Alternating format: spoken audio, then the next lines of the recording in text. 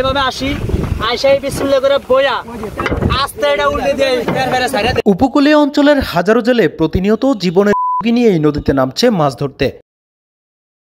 কখনো দমকা হাওয়া, কখনো জোয়ার ভাটা, আবার কখনো ঝড় বৃষ্টি। সব প্রতিকূলতার মধ্যেও জীবিকা নির্বাহের তাগিদে থেমে নেই তাদের নৌকা। মাছ ধরতে গিয়ে অনেক সময় হারাচ্ছেন জেলেরা, তবুও পরিবার পরিজনের মুখে অন্ন জোগাতে তাদের বিকল্প নেই।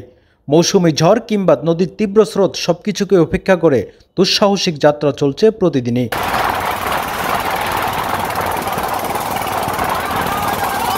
বিশেষজ্ঞরা বলছেন, উপকূলীয় অঞ্চলের জেলেদের নিরাপত্তা নিশ্চিত করতে দ্রুত পদক্ষেপ নেওয়া প্রয়োজন।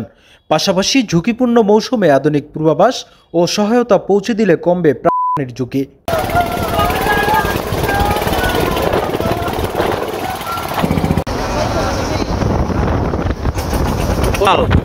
যে এখন নদীতে পালাইলেন, এই জালটা কত মিনিট পরে সাধারণত আপনারা উঠান? সাধারণত এই জালটা আমরা অনেক সময় দেওয়া গেছে 60 মিনিট পরে উঠাই, অনেক সময় দেওয়া গেছে 40 মিনিট পরে ওটা গেলাই, অনেক সময় দেওয়া গেছে আবার এটা 2-3 ঘন্টা আগা পরে, মানে এটা চেষ্টা করতে আর কি। আচ্ছা, এখন নদীতে মাছ কেমন?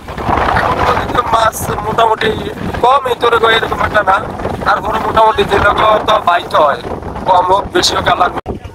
নদীর সঙ্গে জেলেদের এই সংগ্রাম যুগের পর যুগ চলছে। জীবন বাঁচানো আর জীবিকা নির্বাহ দুইয়ের টানাপোড়েনে তারা প্রতিদিনই ভাসছে নদীর ঢেউয়ে। তুষার সুমন, বাংলাদেশ টাইমস, ভোলা।